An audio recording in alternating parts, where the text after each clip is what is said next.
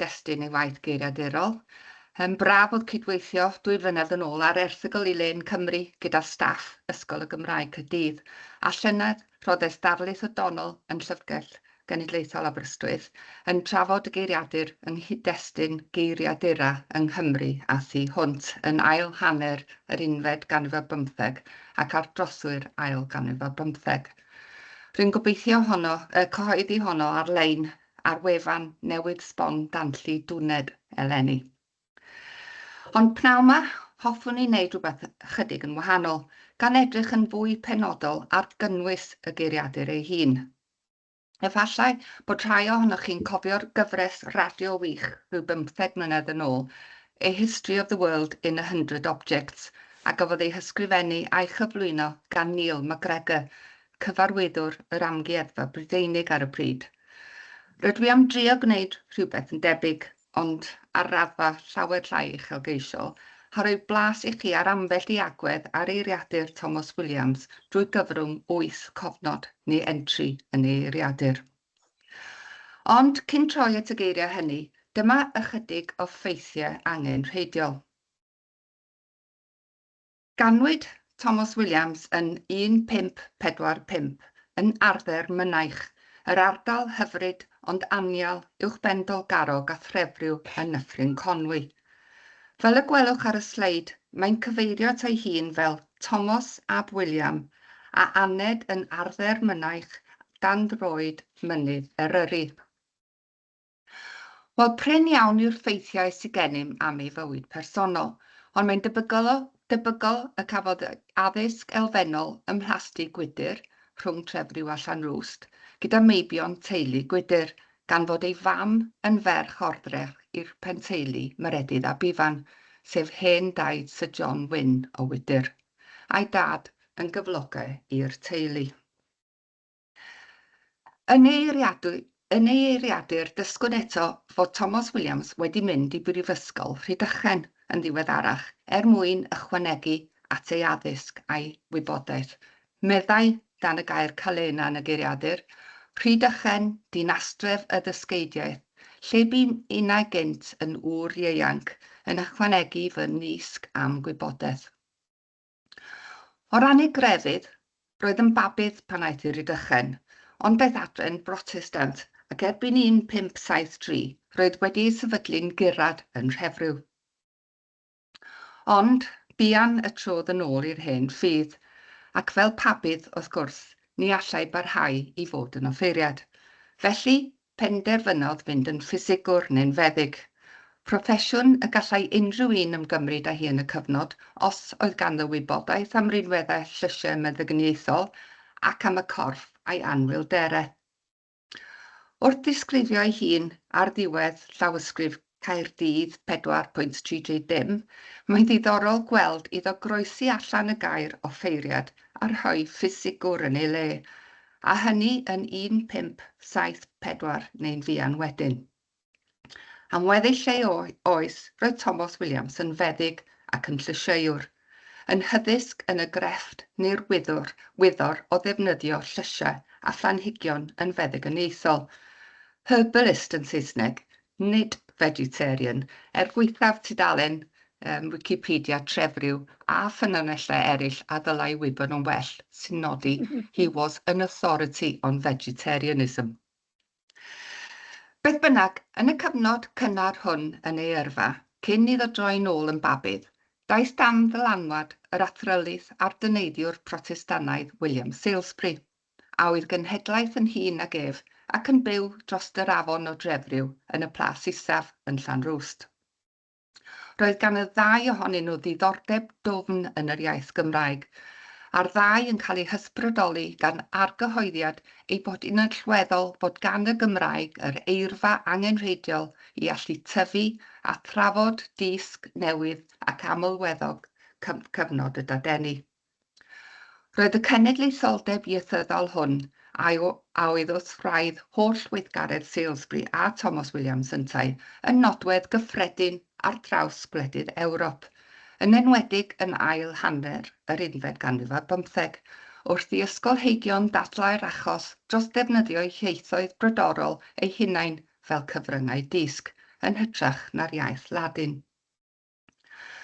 Wel, gallwn ni dybio fod Thomas Williams yn sgil trafod gyda Salisbury wedi penderfynu bod cael geiriadur Cymraeg yn gwbl angenreidiol mwyn cynnal twf a datblygiad yr iaith, ac aeth ati i ddechrau casglu deunydd drwy gopïo testunau o bob math yn farddoniaeth ac yn rhyddiaeth. Bydd pwysigrwydd y gwaith copïo hwnnw yn hollol hysbys i unrhyw un sydd wedi astudio testunau'r Oesau Canol, yn farddoniaeth Dafydd ap Gwilym a beirdd yr Chelwyr, chwedlau, testunau Bret, diarhebion y cyfreithiau ac ati ac ati.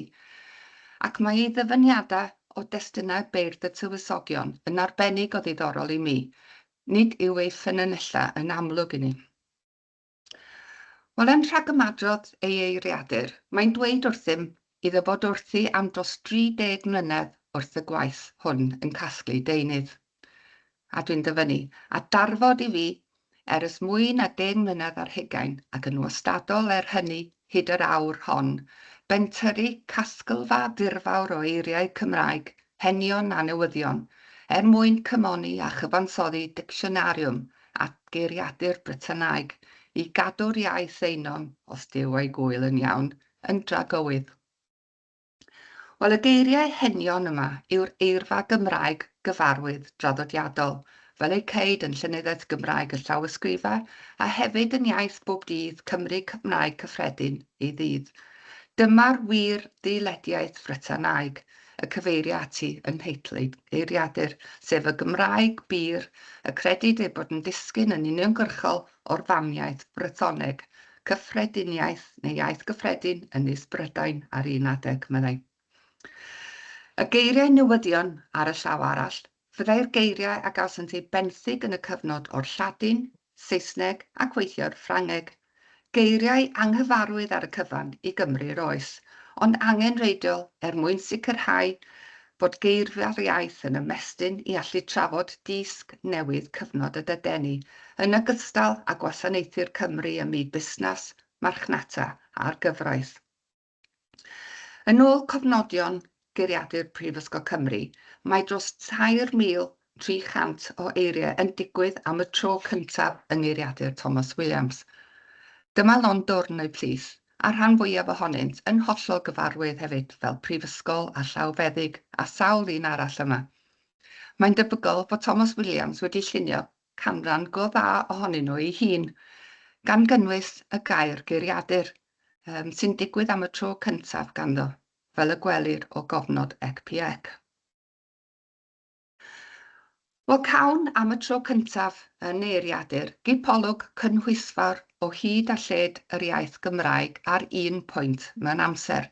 Y Gymraeg hanesyddol, fel ei ceid yn llawysgrifau, y Gymraeg gyfoes yn ei hamrywiol weddau yn iaith safonol, lenyddol, dafodieithol neu iaith lafar, ac yna'r Gymraeg newydd addas i drafod gwybodaeth a dysgeidiaeth newydd a pharod i wynebu twf yn y dyfodol. Geiriadur Thomas Williams a osododd y sylfeini ar gyfer geiriadura o ddifri yn y Gymraeg, ac mae'n rhagflaenydd amlwg i eiriadur Prifysgol Cymru. Geiriadur sydd hefyd yn cynnig arolwg cynhwysfawr o'r iaith Gymraeg hanesyddol a'r iaith gyfoes, yn ogystal â chynnig arweiniad o ran defnyddio geiriau Cymraeg newydd, llai cyfarwydd, ar gyfer gallu trafod rhychwant eang o bynciau ym myd addysg, ysgolheictod a byd gwaith. Yr un yw'r weledigaeth.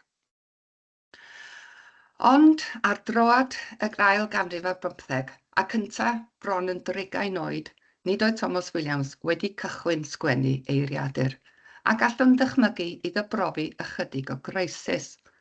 Does dim byd fel penblwydd mawr a throad canrif i ffocysu meddwl rhywun ar ei farwoldeb ei hun.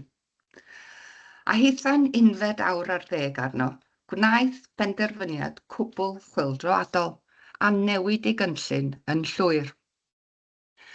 Cymerodd eiriadur Lladin i Saesneg sylweddol a hynod lwyddiannus yr argraffydd ifanc o Gaergrawnt, Thomas, sef Dictionariwm Linguae Latinae et Anglicanau, a gyhoeddwyd gan wasg Prifysgol Caergrawnt yn 1587. geiriadur y cyfeirir ato'n gyffredin fel Thomasius. Yn sylfaenol, atgynhyrchodd Thomas Wiliems rannau Lladin Thomasius a chyfieithu'r diffiniadau Saesneg i Gymraeg, gan gynhyrchu geiriadur Lladin i Gymraeg. Roedd steilio geiriadur newydd ar un oedd eisoes wedi ei gyhoeddi yn ddull hollol safonol o lunio geiriadur ar gyfer y wasg argraffu yn y cyfnod, fel y mae hyd heddiw wrth gwrs. Mae geiriadur yr Academi, enghraifft, yn seiliedig ar ran Saesneg i Ffrangeg geiriadur Harrops, Shorter English and French Dictionary 1975. Yn wir, roedd geiriadur Thomas Wiliems yn perthyn i linach anrhydeddus o eiriaduron, llinach y gellir ei holrain i eiriadur Lladin Ambrosius Calipinus o Bergamo yn yr Eidal ar ddechrau'r 11 ganrif ar 15. Wel, ni chafodd geiriadur Thomas Wiliems mo'i gyhoeddi gwaethaf ei ymdrechion i'r perwyl hwnnw, ond rydyn ni'n ffodus bod ei gopi gwreiddiol ef yn ei law ei hun wedi goroesi, sef llawysgrif Peniarth 228B yn Llyfrgell Genedlaethol Cymru, llawysgrif sydd wedi'i rhwymo'n 2 cyfrol ac y gellir ei gweld ar-lein ar wefan y llyfrgell.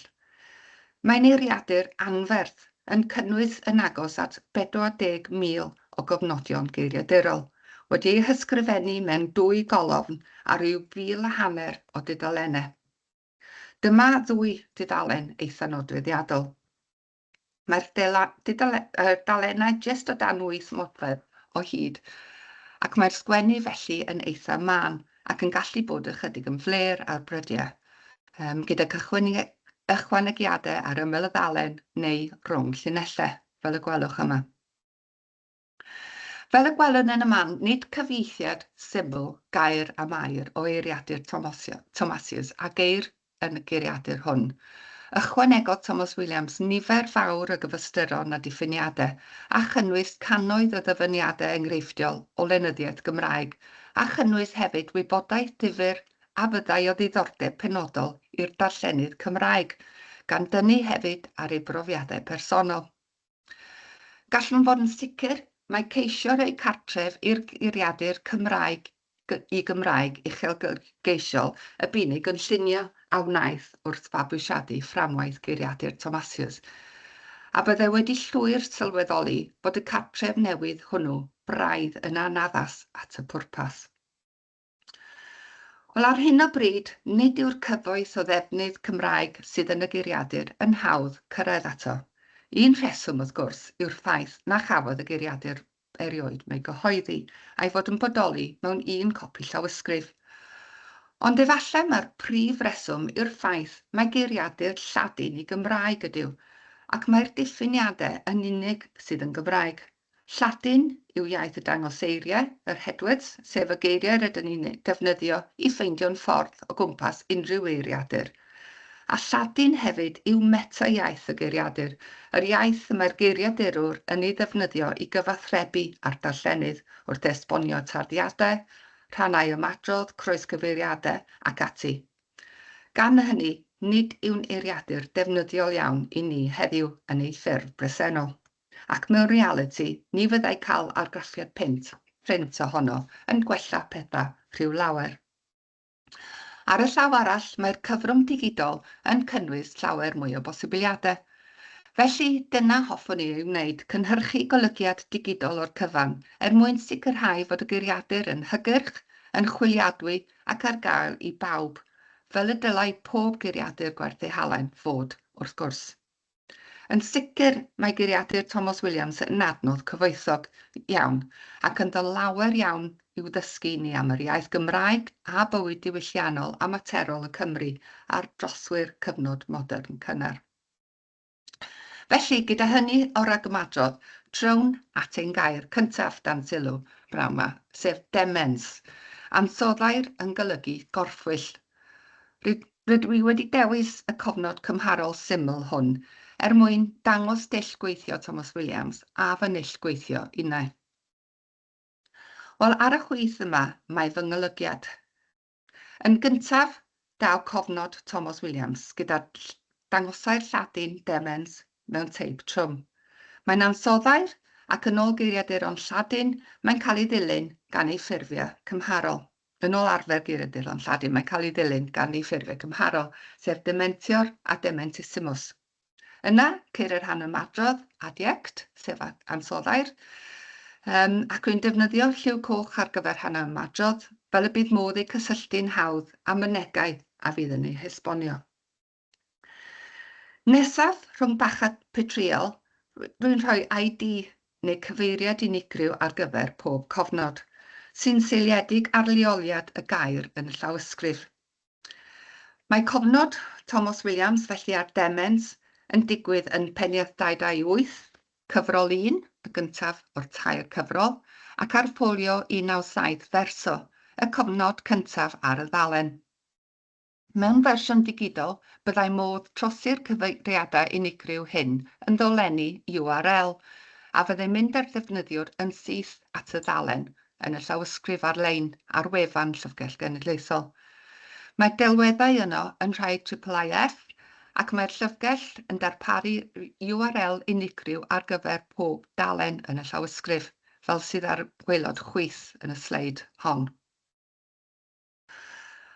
Wel, y nesaf, daw'r cyfystyron Cymraeg, cyndeiriog, gorffwyllog, wedi colli gof ac ati, gyda Thomas Wiliems gan fwyaf yn defnyddio dull sillafu'r llawysgrifau, sef dull y byddwn ni'n ei chysylltu â Chymraeg canol.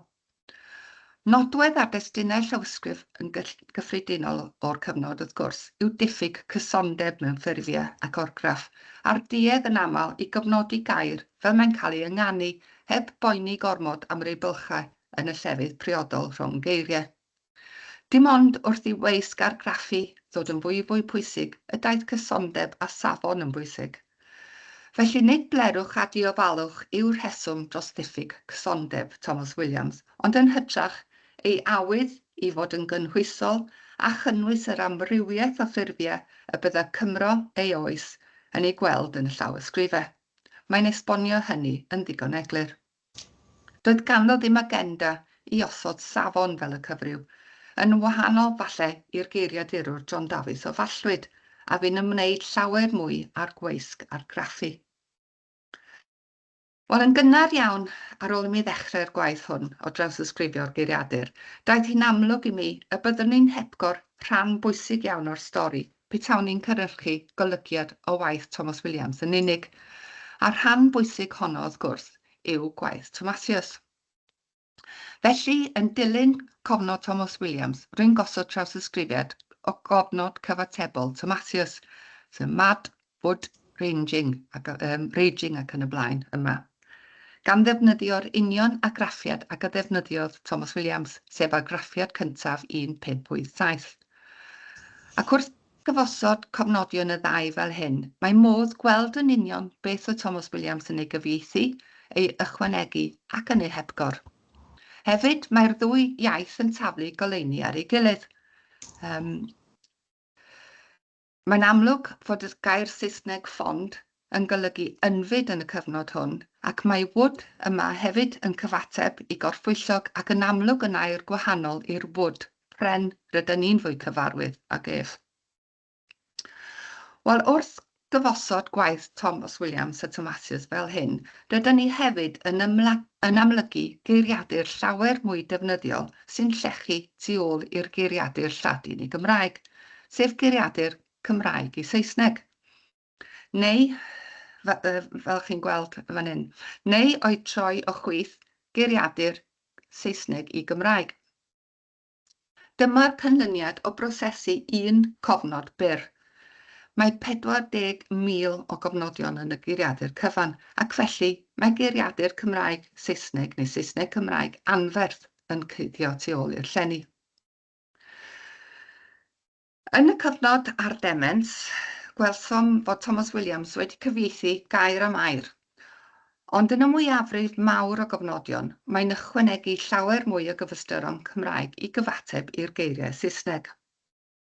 Weithiau, mae gwahaniaeth mawr rhwng maint ei gofnodio nef a rhai Thomasius, fel yn achos y cofnod hwn ar ecwws ceffyl, sy'n cynnwys pob math o wybodaeth ychwanegol am geffylau a dyfyniadau perthnasol o farddoniaeth a chwedlau yn tystio i ddefnydd y geiriau Cymraeg hynny. Chi'n gallu gweld cofnod llawer byrrach tomatos ar y diwedd yn y trydydd golofn ar y gwaelod. Wel, mae ganddo eirfa arbennig o gyfoethog am rai pynciau, fel ymladd ar faes y gad, cwffio yn gyffredinol, gwylltio, twyllo, llyfrgwn, pobl gybyddlid neu farus, rhai sy'n gorbwyta, meddwi ac ati. Mae nifer o'r pynciau hyn yn ymwneud ag ymddygiad gwael, ac mae cyfystyron yn aml yn cynnwys geiriau a blas yr iaith lafar arnynt. Mae'n ail air yn enghraifft o hyn, cofnod ar y gair ingwrgito, sef berf yn golygu llwcio bwyd neu fwyta'n farus. Am 5 gair cyntaf tomatos, to devour or raven gluttonously, to swill or to stuff or fill himself with, ceir 8 gair gan Thomas Wiliems. Ymddyfoli, sef berf yn golygu'n llythrennol rhoi yn y bol, cegi, rhoi yn y geg, hopranu, rhoi mewn twmffat, neu hopran, fel na felly. Gwelleifio bwyd, sef llwcio, bochlwydo, stwffio'r bochau, ymlenwi ac ymsechu. A'r ferf olaf ymsechu yn dod o'r enw sach ac yn golygu'n llythrennol ei stwffio hun gyda bwyd, fel petai'n stwffio sach. Wel, mae blas yr iaith lafar ar nifer o'r rhain, ac o edrych yn eg, gwelwn mae Geiriadur Thomas Wiliems yw'r ffynhonnell ysgrifenedig gynharaf ar gyfer ymddyfoli, cegi, hopranu, bochlwydo ac ymsechu. Gan i fod yn tynnu ar yr iaith lafar gyfoes, mae hyn yn wir am nifer fawr o eiriau yn eiriadur, fel ffwdandi, gair gwych sydd yn heitl y sgwrs heddiw ac yn golygu lot fawr o ffws a ffwdan. Does dim cofnod o gwbl yn eg ar gyfer rhai geiriau'r fath, yn enwedig os nad oes tystiolaeth diweddarach o'i defnydd. Mae hynny'n wir yn achos y gair dandiprat, benthygiad o'r Saesneg neu o'r Ffrangeg, ac a ddefnyddir gan Thomas Wiliems am ddwygeiniog o'r arian Saesnig a hefyd am dwpsyn. Mae'n bosib mai'r Ffrangeg dandan yw'r elfen gyntaf, gair a ddiffinir yng ngeiriadur Ffrangeg a Saesneg Randall Cotgrave 1611 fel ei nodi o'r ynni. Gair gwych. Wel, yn ogystal â chynnwys geiriau o'r iaith lafar, roedd gan Thomas Wiliems ddiddordeb yn y tafodieithoedd, yr amrywiaeth y Gymraeg a siaredyd ar draws Cymru. Edrychwn ar y trydydd gair dan sylw, imbecilus, sef egwan neu eiddyw. Unwaith eto, gwelwn Thomas Wiliems yma'n amlhau geiriau gydag 11 o gyfystyron Cymraeg yn cyfateb i 5 gair gan Tomasius. Ar y diwedd mae'n cynnwys y ffurfiau llyferthyn a lleferthyn gan ei labelyn ddeheuperthig, sef iaith y deheubarth neu ddyfed erbyn hyn. Wel, mae'n ddiddorol iawn gweld i ba ardaloedd mae Thomas Wiliems yn priodoli ei ffurfiau tafodieithol. Dyma sampl bychan o'r geiriau y mae'n ei labelyn ddeheuperthig, yn cael ei dilyn gan ei gyfystyron ef ei hun. Enghraifft, astylllenlys yn nyfed yw ystyried yn ei iaith ef, sef y planhigyn plantain yn Saesneg. A mae'n ddiddorol bod nifer o'r geiriau hyn yn parhau i gael eu cysylltu â'r de hyd heddiw.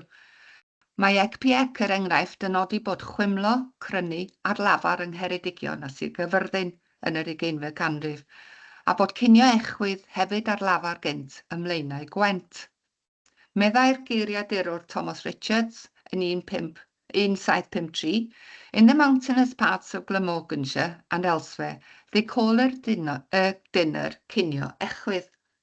Wel, ffurf gywysgedig sydd gan Thomas Wiliems yma, cyn echwydd, sy'n awgrymu iddo godi'r ffurf oddi ar lafar, falle.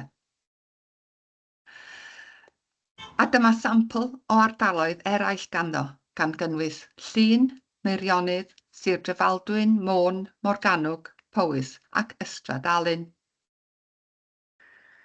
Weithiau mae Thomas Wiliems yn ychwanegu anecdot sy'n sôn am ryw arfer penodol yng Nghymru neu ryw dro trwstan.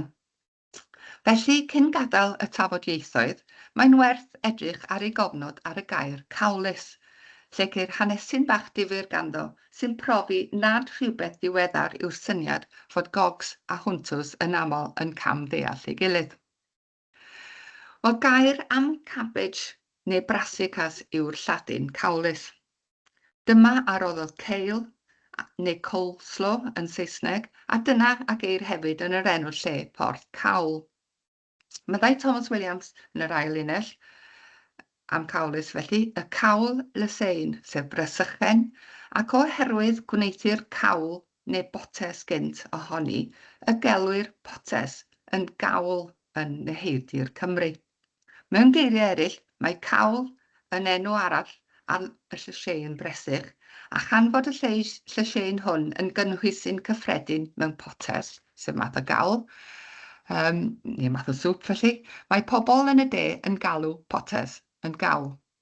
A dyna graidd y broblem sy'n sail i'r anecdot sy'n dilyn. A neu flaen.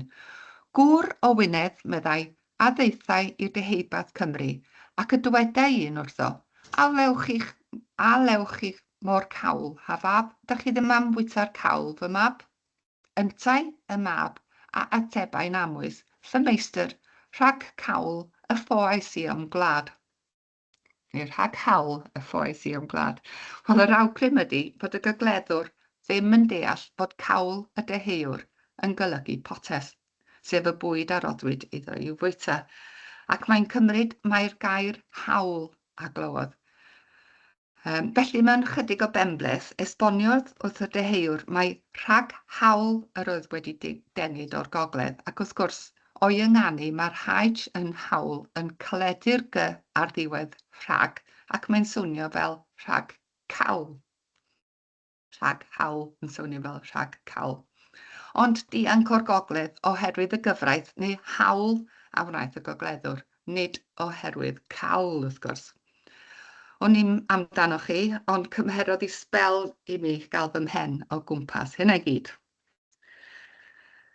Wel, am y tro yn y golygiad, rydw i'n defnyddio bachau onglog i ddynodi geiriau ychwanegol Thomas Wiliems yn ddiweddarach, a chyn gadael y sleid hwn, pe welwch ei fod wedi ychwanegu deunydd pellach ar ddiwedd ei gofnod rhwng y bachau onglog. Cawlus iofus, llysau bentau, a cawlus marinus, sef y bresych gwyllt. Mae hwn yn cyfateb i gofnod yn argraffiad 1596 o Thomasius, sydd wedi ychwanegu ar ddiwedd y Saesneg gen i hefyd.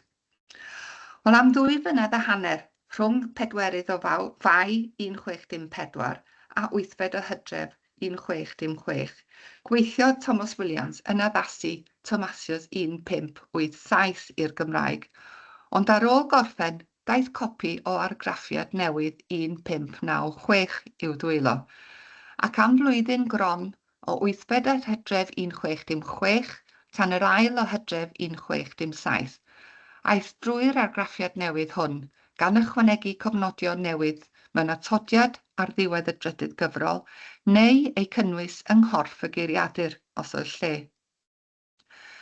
Mae'r cam olaf hwn, fi siŵr byddwch chi'n cytuno, yn profi ei ddycnwch a'i ddyfal barhad eithaf mwyn sicrhau y safon uchaf posib ar gyfer ei waith. Gallai'n hawdd bod wedi rhoi'r gorau iddi ar ôl cyrraedd diwedd argraffiad 1587. Wel, yn ogystal ag anecdotau fel hwn dan cawlus, ceir hefyd llawer o wybodaeth yn y geiriadur am ddigwyddiadau, traddodiadau ac arferion Cymreig. Fel a geir, enghraifft, dan y cofnod ar ein gair nesaf, sef longanwm, gair am y colyddyn union neu'r colyddyn rherf, sef rhan o isaf y colyddyn neu'r colon sy'n arwain i'r byd mawr tu allan. Wel, ers talwm, roedden nhw'n gwneud selsig gyda'r colyddion, fel hwn sydd ar y sleid, sydd wedi ei wneud o golyddyn mochyn, byddwch chi'n falch o glywed. Gair arall am selsigen oedd gweidogen, Yn y cyfnod hwn, meddai Thomas Wiliems, mae rhefr medel, ych chi'n gallu weld yn y cofnod, rhefr medel oedd pan ddygid gweidogen ymysg llawer o fedelwyr, sef y rhai oedd yn torri a chasglu'r gwair adeg y cynheuaf. Byddai ymgypris mawr, sef ymrafel mawr, meddai, hyd onid ain ddi hareb, ef aeth yn rhefr medel. Ac mae'n dyfynnu'r union ddihareb hon yn ei gasgliad o ddiarhebion yn llawysgrif Mostyn 254. Gathon ni ddyfalu o'i esboniad yma fod rhefr medel, neu'r Celsigen, yn y ddihareb yn cyfeirio at rhywbeth y mae pobl yn ymryson yn frwd amdano. Ond esboniad Henry Salisbury a William Owen Pew yw mai ystyr rhefr medel yw'r medelwr olaf, the last of a company of reapers. Tybed a'i arfer yn Nyffryn Conwy a ddisgrifir gan Thomas Wiliems, a bod o'r arfer yn ddiarth i'r ddau arall. Wel, wrth gymharu cofnodion y ddau eiriadur, Thomasius a Thomas Wiliems, dawn amlwg fod Thomas Wiliems yn tynnu gwybodaeth o ffynonellau ychwanegol, na cheir sôn amdanynt gan Thomasius. Llyfrau gan ysgolheigion mawr y dadeni ar y cyfamdir ydy nifer ohonyn nhw, fel llyfrau Jacobus Stempanus Holerius, meddyg a raddiodd ym Mharis yn 1536 ac gyhoeddodd nifer o lyfrau ar law feddygaeth yn ail hanner yr unfed ganrif ar 15. Gramadeg yr ysgolhaig Thomas Linacre a fu farw yn 1524, a gwaith yr enwog Rymbertus Dodoneus, y meddyg a'r llysieuwr o Flandris, a fu farw yn 1585, a llawer mwy. O cymerwn y cofnod nesaf hwn ar alce, sef rhywanifel tebyg i garw neu elc. Lle mae cofnod Thomasius yn gorffan gyda'r dyfyniad o waith Pliny, mae Thomas Wiliems yn ychwanegu gwybodaeth o De Miraculous Occultis Naturae, cyfrol gan feddyg o Seland yn yr Iseldiroedd, Lemnius, sy'n ymdrin ar hyfeddodau byd natur. Yn aml, gyda ychydig bach o ddyfal barhad, mae'n bosib lleoli'r union wybodaeth fel yn yr achos hwn, lle mae Lemnius yn sôn am rinwedd carn yr anifel hwn i iachau dioddefwr o'r haint dygwydd, sef epilepsi, yn enwedig osod darn o'r carn mewn modrwy a'i rwbio wrth y corff. Yng ngeiriau Thomas Wiliems, carn yr anifel hwn, os cyhwr a'i riglo wrth fys, law neu le arall i'r dyn a fo'r haint dygwydd arno, ef adda debran ddianod. Rhai a'i harwain mewn modrwya mwyn hynny. O tybed a'i yn llyfrgell gwydr, nid nepell o Trefriw, y gwelodd Thomas Wiliems y llyfrau hyn, a thybed mewn gwirionedd a'i yno y gweithiau ar y geiriadur. Wel, agwedd ddiddorol iawn ar y geiriadur yw'r hyn a ddysgwn am ddiddordebau Thomas Wiliems fel meddyg a llysieuwr. Yn aml, lle ceir diffiniad syml o enw llysieu'n gan Thomasius, ceir disgrifiad llawn gan Thomas Wiliems yn cynnwys ei enwau amrywiol, ei rinweddau meddygyniaethol, ei nodweddion ffisegol mwyn gallu adnabod yn y maes, gwybodaeth am bardal y tyfau, os yw'n llysieu'n prin, a chyfarwyddyd ar sut i'w ddefnyddio. Mae'r cofnod hwn ar y fisgus yn nodweddiadol, sef uchelwydd neu mistletoe yn Saesneg. Fisgus a roddodd y gair Saesneg, fisgus, gludiog, a defnyddid y grawn neu'r eiron i wneud rhyw fath o lid i ddal adar neu anfeiliad bychan, birdlime neu gliw yn Saesneg, ac ysgrawling neu gwm yn Gymraeg. Ond ceir gwybodaeth bellach gan Thomas Wiliems. Mae'n dweud y gellir ei ganfod yn tyfu ar goed derw yng nghoed babis, y meilor, sef Babinswood, ger Whittington, swydd Amwythig, safle fferm organig heddiw, felly ddim cweit y meilor. Wel, ar goed llydanfael y bydd uchelwydd yn tyfu fel arfer, fel coed fale, poplis a choed leim. Ac yn anaml iawn y mae'n tyfu ar goed derw, gan fod rhisgl y pren yn rhy galed iddo gael cymryd gafel. Wel, credid yn y gorffennol bod gan uchelwydd a dyfau ar goed derw'n arbennig rinweddau meddygyniaethol arbennig. Yn ôl Thomas Wiliems yma, da yw rhag yr haint digwydd neu'r gloesion mawr. Hynny ydi, mae'n effeithiol at drin yr haint digwydd, sef falling sickness neu epilepsy. Mae'n ddiddorol hefyd bod yr 11 derwen y ceir uchelwydd yn tyfu arnynt heddiw yn y Deyrnas Unedig yn tyfu yn swydd Henffordd, heb fod ymhell o Babinswood. Wel, yn olaf heddiw, dyma'r cofnod ar meon, sef planhigyn a ddisgrifiad Thomasius mewn un llinell fel yn herb not much unlike to anise.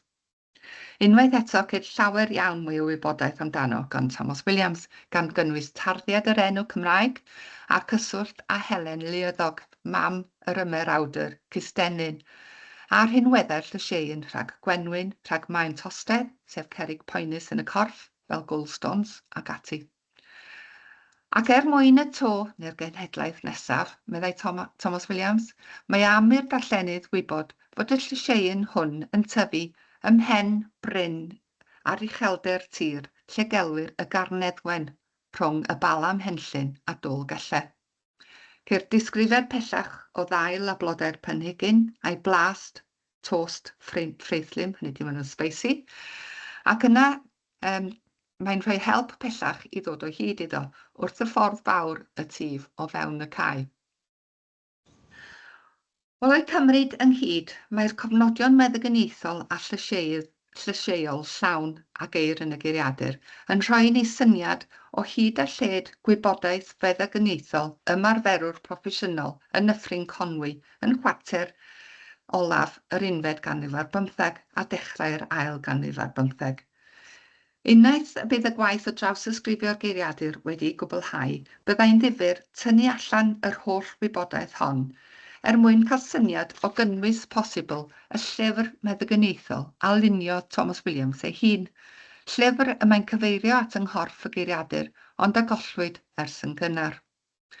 Mae'n bosib mai dyma'r Book of Physical Directions and Receipts yn llaw Thomas Wiliems a welsai Humphrey Humphreys, esgob Bangor, yn ail hanner yr ail ganrif ar 15.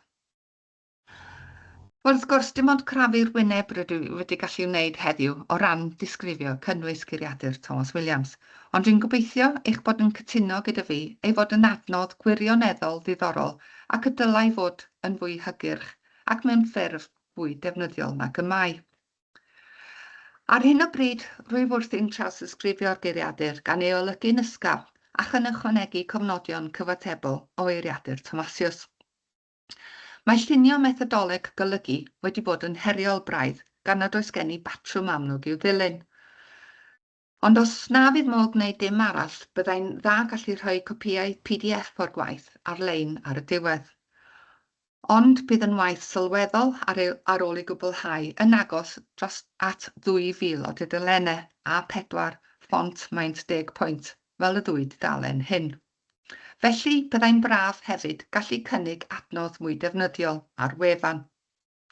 Gallid wedyn gwneud chwiliadau gwell a hefyd archwilio'r holl ddyfyniadau nad ydw i wedi sôn amdanyn nhw heddiw, ond sy'n cynnwys dyfyniadau destunau sydd heb oroesi a hefyd darlleniadau amrywiol pwysig o gerddi Dafydd ap Gwilym a beirdd eraill, gan awgrymu fod gan Thomas Wiliems fersiynau o destunau sydd bellach wedi eu colli. Wel, gan i mi deimlo yn gynnar yn y broses o drawsysgrifio, mae gwefan a fyddai'r cyfrwng gorau yn y pen draw. Rydw i wedi fformatio'r testun yn eitha strwythuredig, gan ddefnyddio arddulliau a lliwiau yn Word a fydd yn caniatáu trosi i XML yn weddol gywir yn y pen draw gobeithio o gydweithio gyda'r rhaglenwr.